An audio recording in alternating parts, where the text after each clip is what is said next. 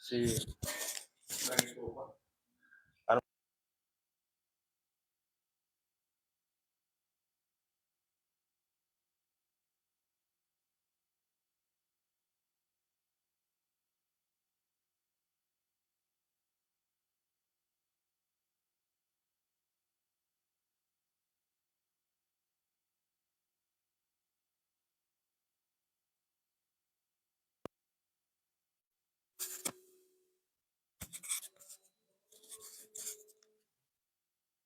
Es que lo pagué.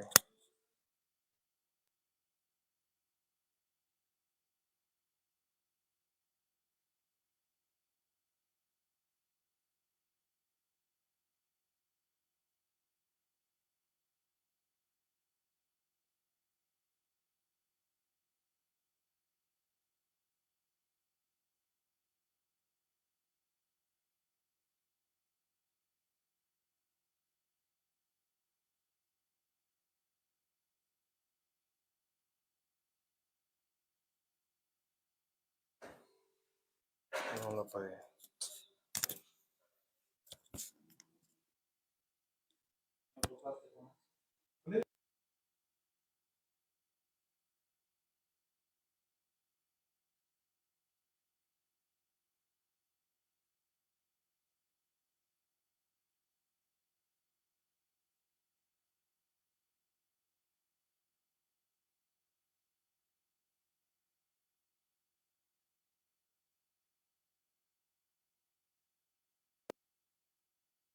Quería que fueran los tacos, van a acá, y pero también en la noche. No, ya no, ya. Bueno, sí, probando sonidos. Sí. Ahí está. Creo que ahí está. Bueno, sí, probando sonidos. Ahí está. Qué bueno que tengo este teléfono porque si no, no me diera cuenta de que ya está listo. A veces voy así, pero ya me conozco las canciones. Puras nuevas, ¿eh? Puras que no. Bueno, pues ya, qué bueno que hoy, la semana pasada nada más éramos Jonás y yo. Y eso que yo llegué y dije, no, bueno, pues el que llegue a venir, ¿verdad? Y que lo voy viendo allá afuera buscando dónde era. Y ahí estaba Jonás y no, me dio mucho gusto verlo, la verdad. Y pues fue el primero, ¿verdad? Fue el primero que estuvo aquí con nosotros. Y pues hoy, gracias a Dios que vinieron ustedes. Vamos a iniciar haciendo una oración. Ya es un poquito tarde, me pasé 10 minutos. Voy a hacer una oración antes de comenzar, dándole gracias a Dios. Si me permiten, nos ponemos sobre nuestros pies para darle gracias a Dios por este tiempo, por este momento. Gracias, Señor, gracias por tu amor y tu misericordia. Hoy quiero agradecerte, Señor, porque nuevamente nos permites venir a este lugar, Señor, que tú has abierto, a este lugar que has abierto las puertas de esta casa, este lugar donde pues vi muchas cosas, aquí me vieron nacer, aquí me vieron crecer los vecinos, y te agradezco, Señor, por lo bueno que has sido conmigo. Hoy, Señor, dice tu palabra que donde abundó el pecado, sobreabundó la gracia, y que tú has puesto este lugar, Señor, para que sea de bendición para todo aquel que quiera recibir el mensaje del Evangelio, el mensaje de Jesucristo, lo que tú nos diste, lo que tú nos dejaste cuando partiste de este mundo, pero hoy sabemos que tú reinas, que tu reino ya ha sido inaugurado y que tú estás reinando, que tú eres Rey de Reyes, soberano de las naciones. Te damos gracias porque eres bueno, nos ponemos en tus manos el día de hoy. Reconocemos, Señor, que delante de ti somos faltosos, delante de ti somos errantes, somos pecadores. El único perfecto eres tú, Señor, y te damos gracias por tu misericordia. Señor, yo te ruego, te suplico que mientras estamos aquí, tú guardes nuestra familia, guardes nuestros hijos, guardes aquellos que han de venir, Señor, también. Líbranos, Señor, de todo mal. Hoy depositamos nuestra fe en ti, confiamos en que tú haces todo lo bueno, Señor. Nosotros somos malos siempre. Tú eres el único bueno. Te doy gracias, Dios, por tu amor y tu misericordia. Señor, toda perturbación, todo lo que hay alrededor que quiera estorbar, Señor, encárgate de eso, Señor, mientras nosotros estamos aquí compartiendo el mensaje. Te damos gracias, Señor, te damos a ti la gloria, la honra y la alabanza por los siglos de los siglos. Amén, amén. Vamos a iniciar adorando y exaltando al Señor. Vamos a alabarlo porque Él es bueno, porque para siempre es su misericordia.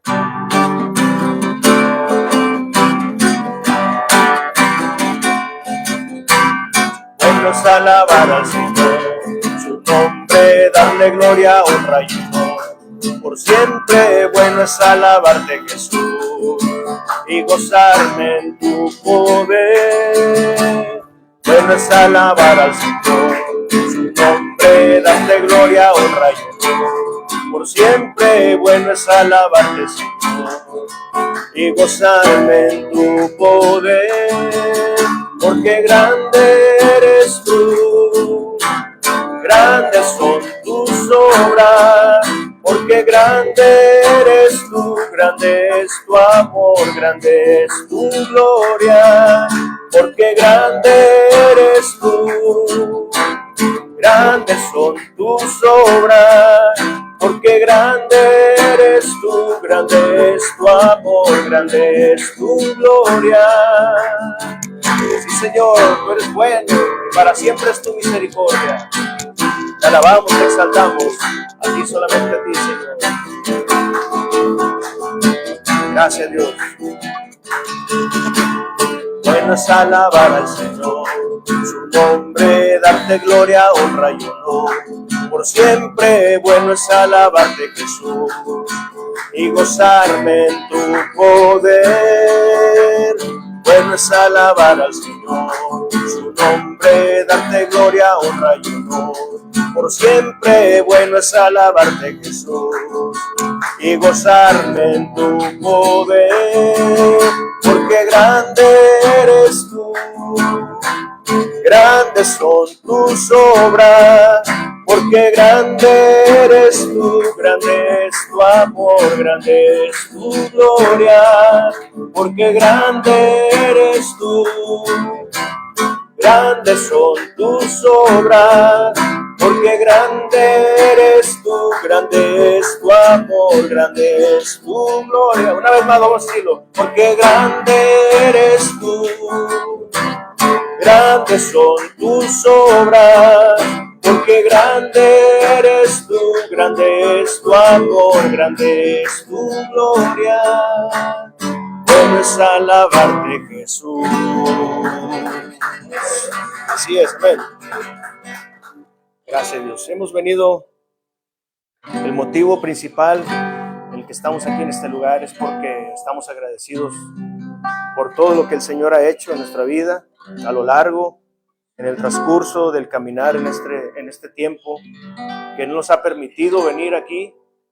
Gracias, Señor, porque nos permites nuevamente adorarte, exaltarte, Señor. Es un privilegio, es hermoso cantarte a ti, saber que tú estás escuchando, que tú inclinas tu oído desde tu trono celestial. Te damos gracias, Señor. Gracias, Señor, a ti te exaltamos. Cristo, te exalto.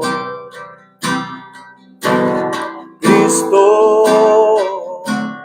te adoro, porque tú eres mi Señor, y solo a ti daré la gloria y honor. Sí, Señor.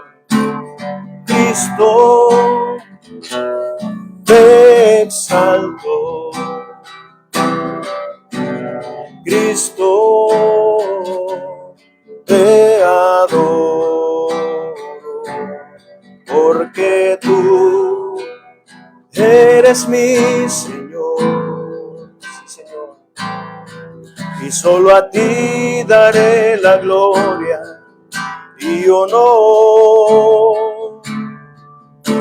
Gloriosa es tu presencia, me cubre y me da paz. Mi ser siempre proclamará que solo tú eres digno, solo tú eres eres digno, solo tú eres digno de adorar, sí Señor. Gloriosa es tu presencia, me cubre y me da paz. Mi ser siempre proclamará que solo tú eres digno, solo tú eres digno, solo tú eres digno de adorar. Sí, Señor, solo tú eres digno, solo tú eres digno, solo tú eres digno, solo tú eres digno de adorar. Señor, yo quiero construir una habitación y vivir junto a ti. Señor, en suprema adoración, aquí está mi corazón que te quiere adorar. Sí, Señor. Señor, yo quiero construir una habitación y vivir junto a ti. Señor, en suprema adoración, aquí está mi corazón. ¿Se quiere salir? Te quiere adorar. Gloriosa es tu presencia, me cubre y me da paz. Mi ser siempre proclamará que solo tú eres digno, solo tú eres digno, solo tú eres digno de adorar. Gloriosa es tu presencia, me cubre y me da paz. Mi ser siempre proclamará que solo tú eres digno, solo tú eres digno, solo tú eres digno de adorar. Sí, Señor, tú eres digno, solo tú eres digno, solo tú eres digno, solo tú eres digno de adorar.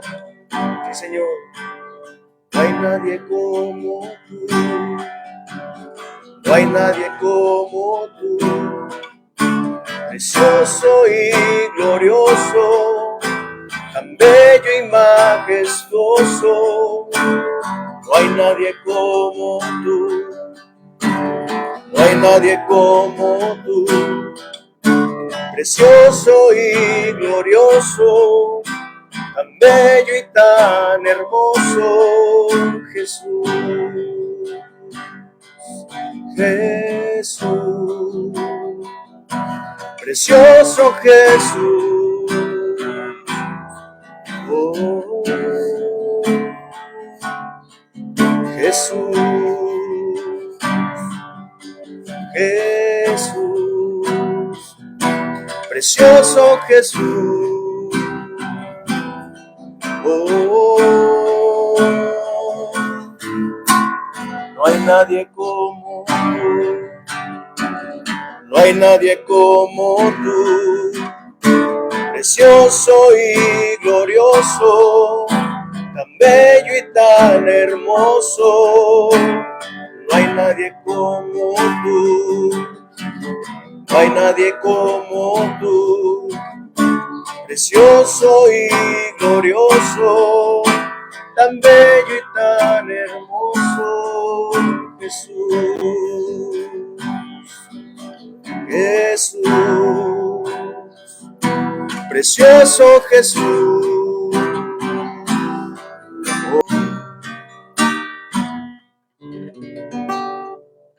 Gracias, Señor.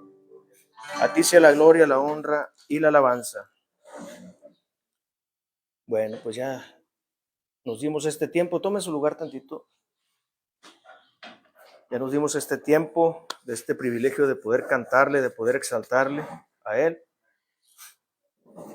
Y bueno, pues vamos a continuar con el mensaje del día de hoy, de esta predicación de este domingo, ya 8 de marzo, ¿verdad? Qué rápido se está yendo el año. Y bueno, pues este lugar no es iglesia aún, es Misión Biblia Libre Monterrey. El ministerio es Biblia Libre Internacional. Y bueno, pues yo estaba buscando un lugar donde poder ir a escuchar el mensaje. El director general de Biblia Libre se llama Edgar Escobar, pero hay un pastor en Celaya, Guanajuato, que se llama Eloy Chávez, y él es el encargado de aquí de México, ¿verdad? A Dios siempre primero la gloria, pero nosotros también tenemos que sujetarnos, no podemos decir, no, pues yo voy a poner en mi casa una iglesia y que venga la gente, que no. Entonces, les comento esto porque así pasa, muchas personas se ponen en el lugar y pues aquí mis chicharrones truenan y no. Aquí yo, pues sí me sujeto a una autoridad, ¿verdad? A una persona que me permitió poder compartir el mensaje. Y bueno, le doy gracias a Dios por eso. Y solamente es como algo para iniciar, ¿verdad? Hemos estado leyendo acerca de Génesis. Bueno, Jonás, ¿te acuerdas, Jonás, de lo que hablamos? De la creación del hombre. Y ahorita hablábamos también sobre Adán. Estábamos ahorita en una plática aquí, hablábamos sobre Adán, que Dios le permitió comer de todo fruto, de todo árbol que estaba ahí alrededor, ¿verdad? Pero el árbol de la ciencia del bien y el mal, ese árbol no podía tocarlo. Bueno, pues la serpiente engaña a la mujer, luego la mujer da al hombre, y luego el hombre le dice, no, pues la mujer que me diste, ella fue la que me dio, y la mujer dice, no, pues es que la serpiente me engañó, y así, ¿verdad? Cada quien le echaba la culpa al otro. A final de cuentas, hubo una desobediencia, ¿verdad? Entonces, quiero leerles aquí algo que me encontré hoy en la mañana y me pareció parte de lo que vamos a leer hoy. Dice, había una persona que antes de conocer a Cristo, él fue traficante de cristianos. Esta persona perseguía cristianos. Entonces dice aquí él, se llamaba John Newton. Dice, cuánto recuerdo, cuán ciego, rebelde y autosuficiente fui antes de que la gracia de Dios me encontrara. No puedo sino maravillarme de que el Señor mismo, que gobierna las estrellas, se haya inclinado para rescatar a un pecador perdido como yo. Yo me considero, y yo creo que todos los que estamos aquí, nos consideramos que siempre hemos sido pecadores, siempre hemos fallado delante de Él, y Él nos encontró. El hombre voluntariamente no puede encontrar a Dios. Es imposible. El hombre no tiene esa capacidad para buscar a Dios. Es Dios el que va al encuentro, ¿sí? Él es el que busca esa oveja perdida, ¿verdad? Deja las 99 por ir por aquella que se perdió. Es siempre Dios el que busca. Aquí les voy a leer algo así. Hemos estado leyendo, ¿verdad? Que fueron acabados los cielos y la tierra y todo el ejército de ellos. Les voy a leer aquí en Génesis 2, el inicio de todo, ¿verdad? Dice en Génesis 2, dice la palabra del Señor, dice, fueron pues acabados los cielos y la tierra y todo el ejército de ellos. Y acabó Dios en el día séptimo la obra que hizo, y reposó el día séptimo de toda la obra que hizo. Y bendijo Dios al séptimo y lo santificó, porque en él reposó de toda la obra que había hecho en la creación. Pero aquí vamos a tomar en cuenta Génesis 2.1, que dice, fueron acabados todos los cielos y la tierra y todo el ejército de ellos. ¿Sí? Cuando escuchamos hablar sobre ejército, ¿qué se nos viene a la mente primero? Soldados, ¿verdad?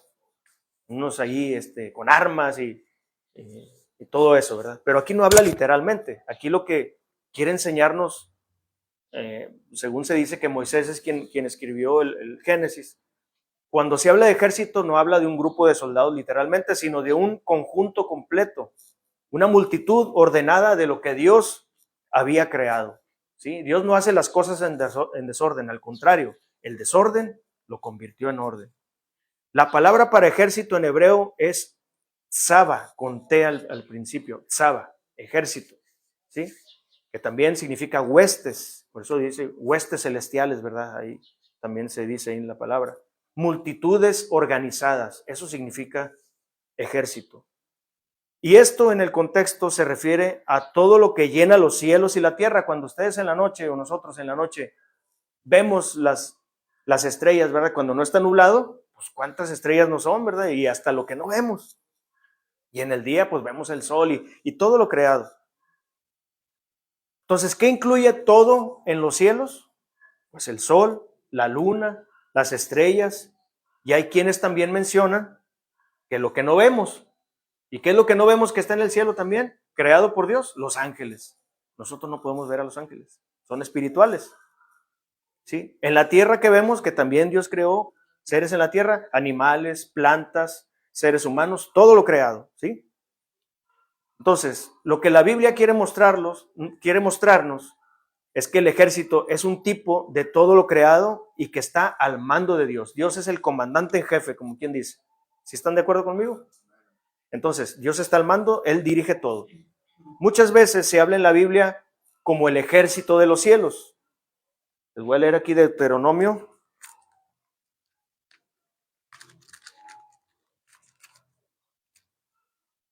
No se me duerman, Deuteronomio 4.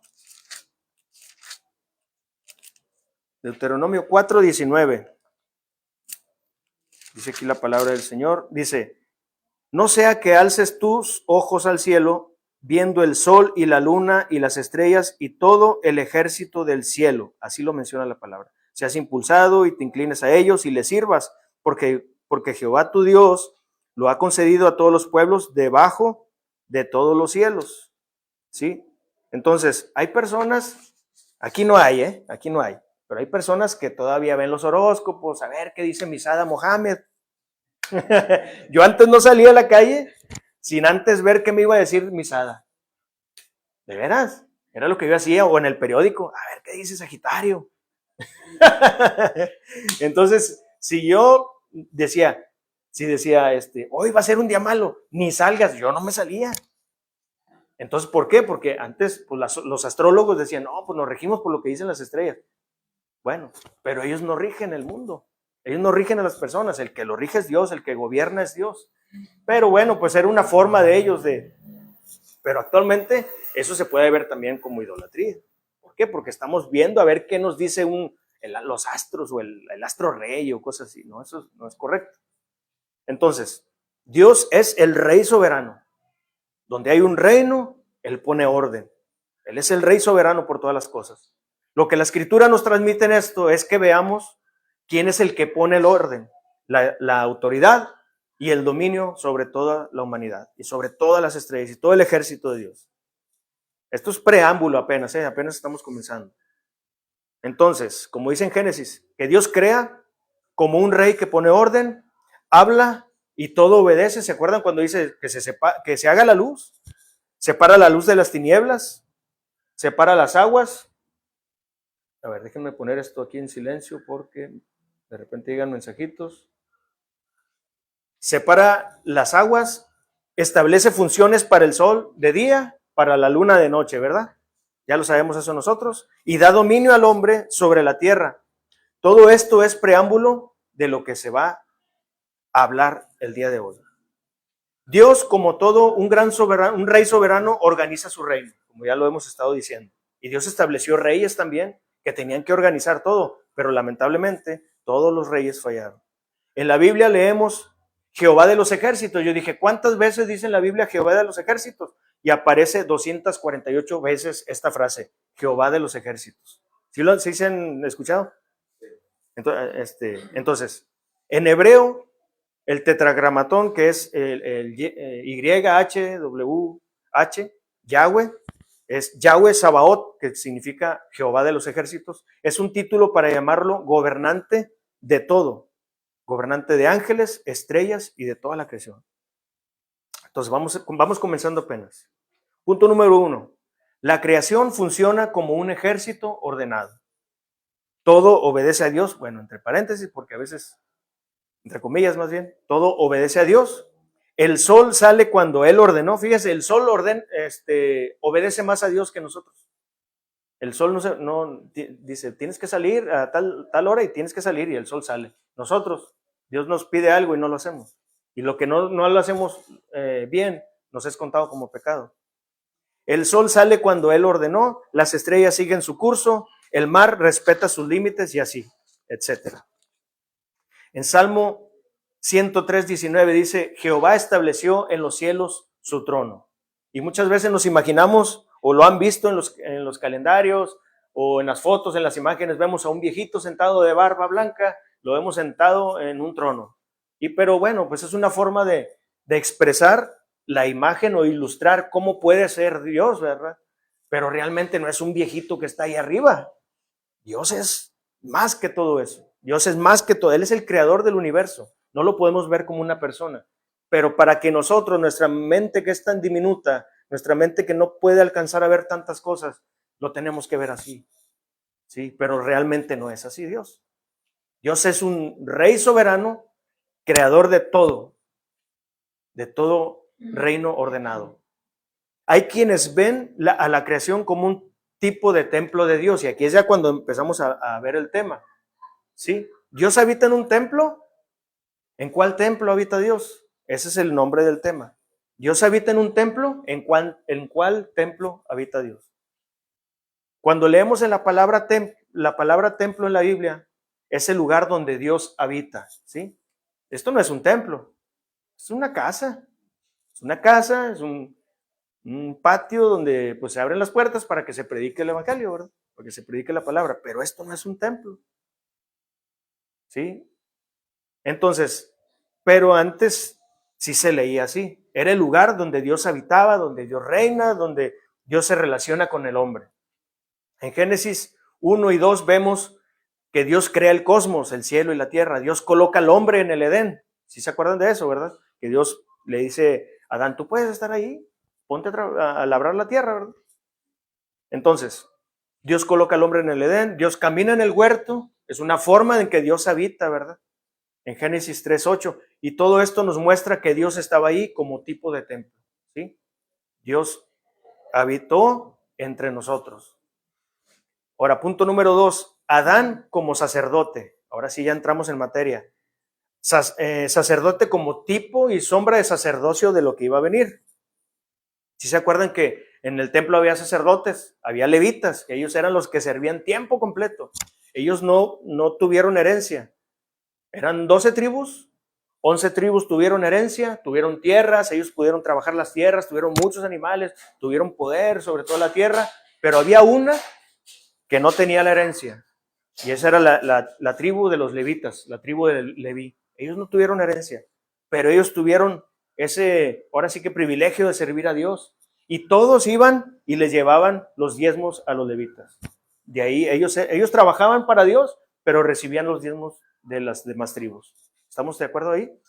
Ok. Bueno, entonces, Dios pone a Adán como tipo de sacerdote en el huerto para labrarlo y guardarlo. Les voy a leer ahí Génesis 2. Yo no estoy inventando nada. Aquí está todo en la Biblia.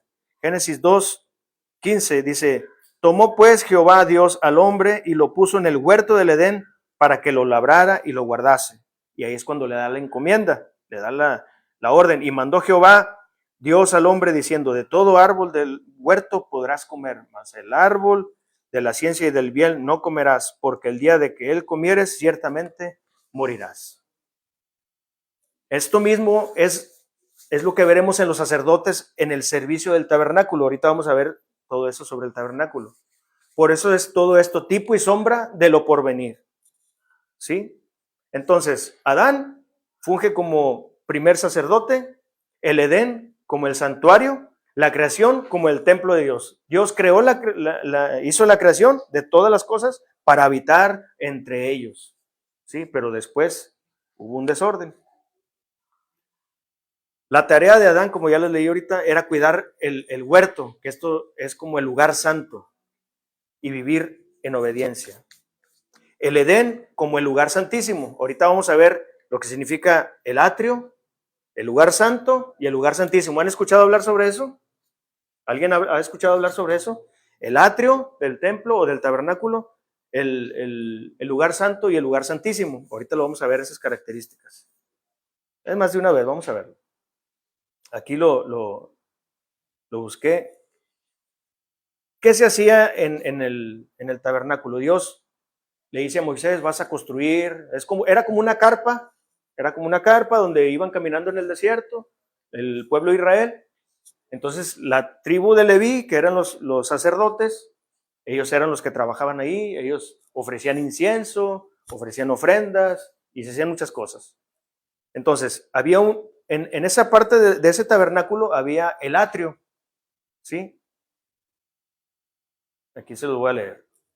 ¿Qué se hacía en el atrio? Se hacían sacrificios de animales en el altar de bronce, holocaustos, ofrendas por el pecado, ofrendas de paz. Era donde la gente iba y decía, yo soy un pecador, aquí traigo mi ovejita, traigo mi palomita, traigo mi animalito, y ese animalito era degollado y la sangre pues era, y también ahí se hacían el holocausto y olía carne asada todos los días. Entonces, ese era donde la gente podía estar, porque iban, eran pecadores y decían, mi pecado lo transfiero al animalito, el animalito era degollado y esa sangre era rociada. El sacerdote derramaba la sangre y ofrecía el sacrificio a Dios. El lavamiento de los sacerdotes en la fuente de bronce antes de entrar al lugar santo. Los sacerdotes, había un límite, imagínense que aquí está el atrio y luego entraban los sacerdotes, pero antes de entrar a ese lugar estaba un lugar que era la purificación. Los sacerdotes tenían que lavarse las manos, tenían que lavarse, ¿por qué? Porque habían tocado cosas impuras, y era una forma de explicar santidad ante Dios, ¿sí? Entonces, el pecado requería muerte y sangre para expiación. Nadie podía acercarse a Dios sin sacrificio, ¿sí? Y eso lo vemos en Éxodo y en Levítico. Ahora seguía el lugar santo. Aquí solo podían entrar los sacerdotes diariamente para ministrar. Eran los únicos que podían entrar. Eran muchos sacerdotes. Y ahí adentro estaba el candelabro de oro. Si han visto uno así como tipo árbol que tenía así, eran 7. Eran 1, 2, 3, 4, 5, 6 y en medio 1, 7. Debía mantenerse encendido continuamente y representaba la luz de Dios. Eso era importante. También estaba la mesa de los panes de la proposición, 12 panes que representaban las 12 tribus de Israel y se renovaban cada semana. El altar de incienso también se quemaba incienso de tarde, mañana y todo el día. Representaba las oraciones del pueblo subiendo a Dios. Pero esto lo estuvieron haciendo mucho tiempo. Y realmente lo hacían porque lo tenían que hacer, pero ya no lo hacían porque querían orar a Dios. Entonces el incienso representaba las oraciones de los santos. Pero ya la gente ya nomás, o los sacerdotes, lo hacían por hacerlo. Entonces Dios se dio cuenta de esto. Era necesario que ya no siguiera más esto, pero eso lo vamos a ver más adelante. Ahora seguía el lugar santísimo. Este lugar era el más sagrado. Recuerden, era el atrio, luego seguía el lugar santo y luego seguía el lugar santísimo. Y ahí estaba el arca del pacto. Y habían unos querubines, el propiciatorio, que era lo que tapaba esa arca, ¿verdad? Adentro estaban las tablas de la ley, estaba la vara que reverdeció de Aarón, estaba, creo que también los panes, estaba el maná también. Entonces, ahí una vez al año entraba el sumo sacerdote. Acuérdense, estaban los sacerdotes, pero había uno que era el sumo sacerdote. Había uno en especial que se tenía que santificarse primero, tenía que pagar por su pecado también, porque este hombre era pecador. Yo soy pecador, no sé ustedes, ¿verdad? Pero yo soy pecador y todos los días tengo que ponerme a cuentas con Dios. Entonces este hombre tenía que hacer eso cada año, era la expiación. ¿Qué hacía Dios? Quitaba el pecado de la humanidad, quitaba el pecado de la gente y todo el pecado se pagaba con esa ofrenda, ¿verdad? Ahí se rociaba la sangre que era degollado el animalito, se rociaba sobre el propiciatorio para expiar los pecados de todos. Entonces esto es lo que se hacía antes en el templo, ¿sí? O en el propiciatorio.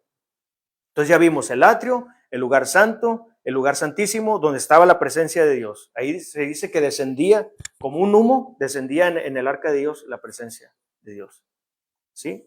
Entonces, el Edén parece representar el lugar más especial de la presencia de Dios. Y aquí hay un paralelismo. Los querubines, ¿se acuerdan que habían unos querubines que guardaban el Edén? Que ya no podía pasar Adán y Eva, ya no pudieron entrar. Ya no pudieron entrar Adán y Eva porque habían pecado contra Dios, porque lo habían desobedecido. Entonces, Dios puso unos querubines. Y los querubines no son unos angelitos encueraditos, ¿verdad? Porque uno se imagina, por ejemplo, los pañales querubín, y ves un angelito ahí con una flechita así. No, realmente los querubines eran unos escoltas, unos ángeles escoltas, unos ángeles con, no sé, con una actitud de, aquí no pasas porque no pasas. Y había una espada que se movía y que estaba así, solamente lo dice así la palabra, había una espada que se removía por todos lados, como diciendo, si paso me va a degollar, ¿verdad? No sé, yo me lo imagino así. Pero eso era realmente los querubines.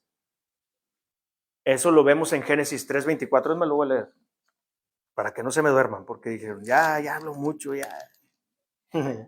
Génesis 3, Génesis 3:24 dice, desde el 23, y lo sacó Jehová del huerto del Edén para que labrase la tierra de que fue tomado, echó pues fuera al hombre y puso al oriente del huerto de Edén querubines y una espada encendida que se revolvía por todos lados para guardar el camino del árbol de la vida. Ese árbol de la vida, qué bueno que no lo vio Adán y Eva.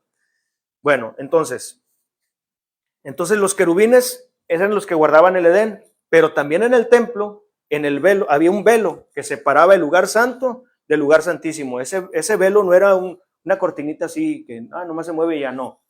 Era grueso, era de un grosor, ¿verdad? Y era tejido. Y ahí habían unos querubines, también estaban ahí. Y también en el arca de Dios también estaban los dos querubines que tapaban. Muchos dicen que era como que adentro estaban las tablas de la ley. Y como ahí se rociaba la sangre, que era la ofrenda para que se cubriera el pecado, los querubines decían, Dios, no veas el pecado, no lo veas. No veas el pecado que cometieron. Bueno, hay algunos que comentan esto. Y también que decían que la presencia de Dios estaba ahí. Bueno, entonces, así representaba en el Edén los querubines y ahora en el templo, ¿sí? Ok. Ahora, punto número 4. La caída fue como ser expulsado del templo. La caída del hombre era como si no puedes entrar aquí porque este lugar es santo. Cuando Adán pecó, perdió la comunión con Dios. ¿Ustedes se han sentido mal cuando cometen pecado? ¿Se han sentido, bueno, si les da algo de remordimiento, ¿verdad? Yo me siento muy mal cuando sé que estoy haciendo algo que no está bien delante de Dios y le digo, ¿por qué, Señor? ¿Por qué volví a hacerlo? ¿Por qué si yo ya sé quién eres tú? ¿Por qué si yo ya sé que te ofendí tanto tiempo? ¿Por qué lo volví a hacer? Eso me pasa a mí. Ya no me siento satisfecho, ya no me satisface cometer algo que yo sé que es aborrecible para Dios, y sin embargo lo sigo cometiendo, no lo que hacía antes, gracias a Dios ya no cometo muchas cosas que hacía antes, pero yo sé que sigo haciendo cosas que no están bien. Entonces así me siento yo a veces, me siento que perdí la comunión con Dios, pero tenemos ese privilegio tan grande que ahorita se lo voy a leer ahorita. Adán perdió la comunión con Dios, fue expulsado del Edén, y esto es tipo y sombra de cómo ser apartados de Dios. Ahora les voy a leer ya la culminación de todo esto. Cristo restauró el acceso a la presencia de Dios. Nadie podía pasar al lugar santísimo, como les decía. El sumo sacerdote tenía así como que una tipo falda, se le puede decir, es una vestimenta larga, y tenía como que unas campanitas en la parte de abajo.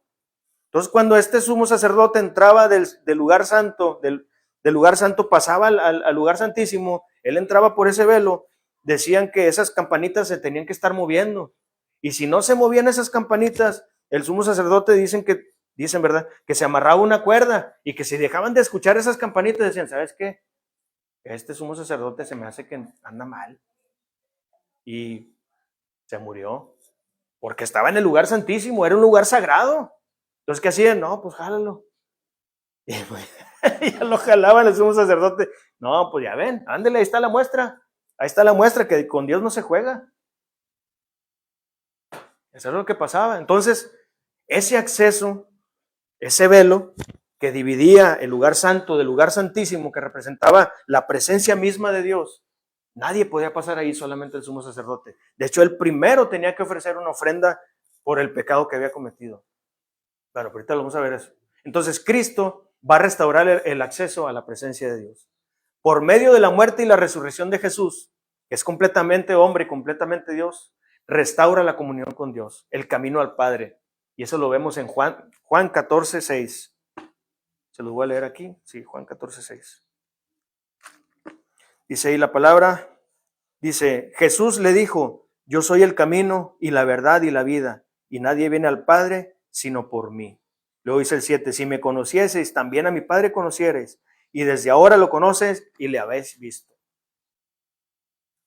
Jesús abre el acceso a la presencia de Dios. Por eso en Juan 1:14 dice, el verbo se hizo carne y habitó entre nosotros. ¿Se acuerdan que les dije que Dios habitaba en el Edén?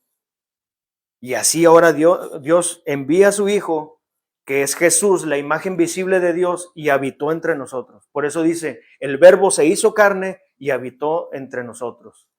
Jesús se despojó de su gloria. Él seguía siendo Dios, pero cuando vino aquí se hizo carne para padecer como hombre, porque era muchos dicen 100% Dios, era completamente Dios, pero también completamente humano. Él tuvo que sufrir, él tuvo que padecer, él tuvo que derramar sangre, porque dice que sin sangre no se hace remisión de pecado. Él tuvo que padecer por nosotros, él tuvo que pagar. Y no lo merecía porque él era el justo, él era el santo, y nosotros éramos los injustos, éramos los pecadores. Por eso le alabamos, por eso le exaltamos a él. La palabra habitó literalmente significa tabernaculizó. O sea que él hizo de su tabernáculo su lugar de habitación. La historia bíblica es, número 1, Dios crea su templo, que era la creación. El hombre cae. Punto número 3, Dios inicia la redención, Cristo restaura el acceso. Y punto número 5, la nueva creación será nuevamente un lugar donde Dios habite con su pueblo. Eso lo esperamos, los que creemos en Dios, sabemos que va a haber una ciudad santa que le llaman en Apocalipsis la Nueva Jerusalén. Vamos a leer aquí Apocalipsis. Todo es conforme a la palabra. Apocalipsis 21. Dice ahí, cielo nuevo y tierra nueva, dice en Apocalipsis 21. Dice, vi un cielo nuevo y una tierra nueva, porque el primer cielo y la primera tierra pasaron, y el mar ya no existía más. Dice, y yo, Juan, vi la santa ciudad, la nueva Jerusalén, descender del cielo de Dios, dispuesta como una esposa ataviada para su marido. Y oí una gran voz del cielo que decía, he aquí el tabernáculo de Dios con los hombres. ¿Se fijan? Y él morará con ellos, y ellos serán su pueblo, y Dios mismo estará como su Dios. Enjugará Dios toda lágrima de los ojos de ellos, y ya no habrá muerte, ni habrá más llanto, ni clamor, ni dolor, porque las primeras cosas pasaron. Dios, el plan perfecto de Dios siempre ha sido habitar con el hombre, pero el hombre siempre ha fallado. ¿Y quién es el hombre perfecto? Jesucristo. Él es el único que podía pagar, él es el único que podía hacer que se rompiera esa barrera, que se rompiera ese acceso que no se podía pasar, ese límite. Había un límite, pero Jesús fue el que rompió ese límite. Ahorita lo vamos a leer. Como les dije ahorita, la primera idea y el plan perfecto de Dios siempre ha sido habitar con su pueblo. En Éxodo 25:8 dice, y harán un santuario para mí y habitaré en medio de ellos. Era Dios el que quería habitar. El hombre no quiere tener nada con Dios. Mire, ayer, a mí me gusta el fútbol. Ayer se llenó el estadio universitario, el clásico regiomontano. Yo le voy a Rayados. Yo sí le voy a Rayados. Y hay gente que le va a los Tigres. Si te dicen, te regalo un boleto para que vayas a clásico, vénganos tu reino, ¿verdad? Pero, te invito a la reunión que vamos a tener el domingo. No, voy a hacer lo posible, voy a hacer lo posible por ir. Oye, no, que vamos a tener un cotorreo allá. No, sí, ¿a qué horas? Yo voy. Y va a haber acá, y va a haber esto, y va a haber lo otro. Y te invito, vamos allá en Valle Verde. No, hombre, es que ¿sabes qué? Entonces, el hombre no tiene la capacidad, no tiene voluntad propia para buscar a Dios. Por eso en Dios envía a su Hijo. Así es. Entonces Dios envía a su Hijo para romper esa barrera, porque Él era el hombre perfecto que necesitábamos. Entonces, en el santuario y en el templo y en el tabernáculo de reunión había un velo que separaba el lugar santo del lugar santísimo. Pero el velo del templo se rasgó. Ahora les voy a leer aquí lo que dice en Mateo 27, cuando Jesús fue crucificado. Dice la palabra que se estremeció el suelo, que hubo algo diferente, un terremoto, hubo muchas cosas que sucedieron cuando Jesús fue crucificado. Mateo 26. Ustedes han visto las películas, ¿verdad? Ya mero vienen esas películas en Semana Santa, ¿verdad? Sí, ¿cómo se llama? El Rey de Reyes y todas esas películas. Y ahí se ve en la película, pues con sus efectos y todo, ¿verdad? Pero realmente hubo un estremecimiento en la tierra, en los cimientos. Imagínense que aquí empieza a temblar, pues obviamente se caen ciertas cosas, ¿verdad? Pero fue tan fuerte esto, que ese velo grueso que separaba el lugar santísimo del lugar santo, se rasgó. Aquí se los voy a leer. Mateo 26, 31. ¿Sí lo apunté bien? Se me hace que no lo... no, Mateo 27. Mateo 27, 51. 50-51 dice: Mas Jesús, habiendo otra vez clamado a gran voz, entregó el Espíritu. Y luego dice el 51, y aquí el velo del templo se rasgó en dos, de arriba a abajo, y la tierra tembló, y las rocas se partieron, y se abrieron los sepulcros, y muchos cuerpos de santos que habían dormido se levantaron, y saliendo de los sepulcros después de la resurrección de él, vinieron a la santa ciudad, y aparecieron a muchos. Ese velo se rasgó. Era lo que hacía falta, que se rasgara ese velo para que pudiéramos tener ese acceso. En la muerte de Jesucristo se cumple donde Él es el único sacrificio. Ahora les voy a leer Éxodo 26. Ya mero terminamos. Trato de hacerlo muy compacto. Éxodo 26, 31 al 33. Dice: También harás un velo de azul, púrpura, carmesí y lino torcido. Será hecho de obra primorosa con querubines, los querubines que les mencionaba hace rato, y lo pondrás sobre 4 columnas de madera de acacia cubiertas de oro y sus capiteles de oro y sobre basas de plata. Eso era una orden de Dios que se había puesto en el tabernáculo, pero que después el rey David dijo: Señor, quiero construirte un templo para ti. Y el Señor le dijo: tú no vas a construir nada, tú no. Tus manos están llenas de pecado, tus manos están llenas de sangre, has matado mucha gente, mató más que Saúl, fue el segundo rey. Y dijo: pero tu linaje, el que lleve tu linaje, él va a ser el que va a construir mi templo. Y fue Salomón, pero esa también es una profecía mesiánica. Que ese templo, Jesús dijo, ese templo va a ser derribado y a los 3 días lo voy a levantar. Y todos decían: ¿cómo, Jesús? Si esto, ¿cuánto se tardaron en restaurarlo? Porque hubo una invasión de Nabucodonosor y ese templo de Salomón fue semidestruido y luego lo volvieron a levantar otra vez. El rey Herodes, a ver si no me estoy confundiendo, pero sí, el rey Herodes lo levantó y lo hizo bien bonito y todos se admiraban del templo, decían: mira qué grande, qué piedras tan hermosas, oro donde quiera. No te maravilles de eso, decía Jesús, no te maravilles, ese templo va a ser destruido. Y se cumplió su profecía. En el año 70 fue derribado ese templo, fue invadido. Primero fue, ahora sí que pusieron idolatría pagana, los mismos romanos pusieron su idolatría. Nerón hizo muchas cosas, Tito Vespasiano y muchos estuvieron ahí, y eso estaba profetizado hasta el año 70. perfectamente en el año 70. Dijo Jesús, no quedará piedra sobre piedra que no quede derribada, y así es. Aún las piedras se las llevaron de ahí, porque como incendiaron el templo, el oro que estaba en el templo se fundió en las piedras y dijeron, no hay oro, no, ¿cómo no? Están las piedras, bueno, vamos a llevarnos las piedras, y se llevaron las piedras. Y hasta la fecha ya no hay templo. Ya no hay templo en Jerusalén.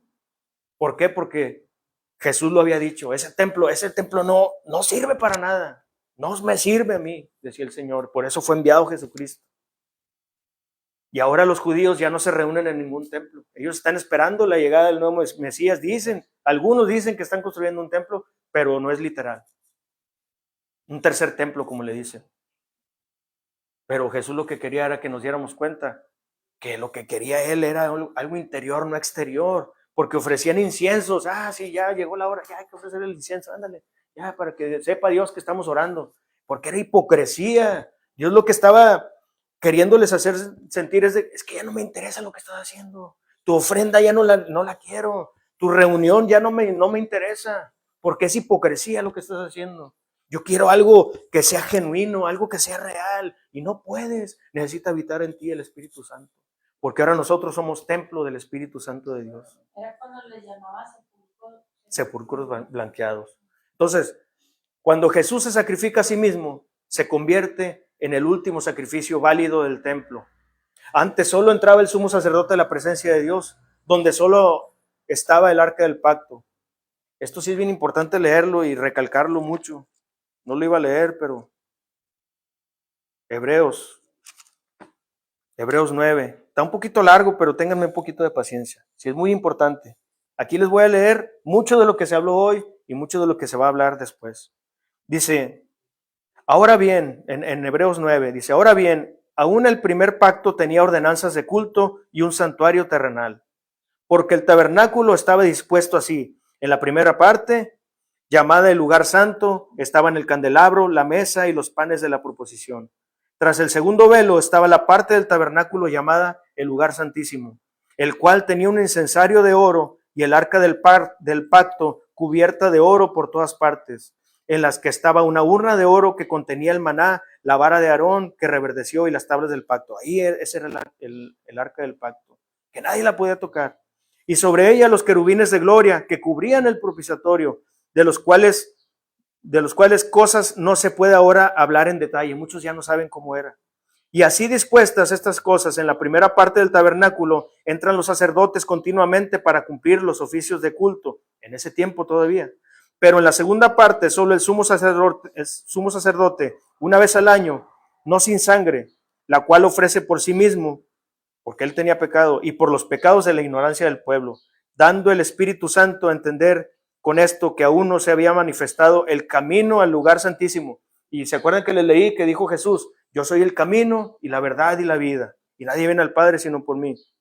Dice, entre tanto que la primera parte del tabernáculo estuviese en pie, lo cual es símbolo para el tiempo presente, todo era simbolismo de lo que es ahora, según el cual se presentan ofrendas y sacrificios que no pueden hacer perfecto.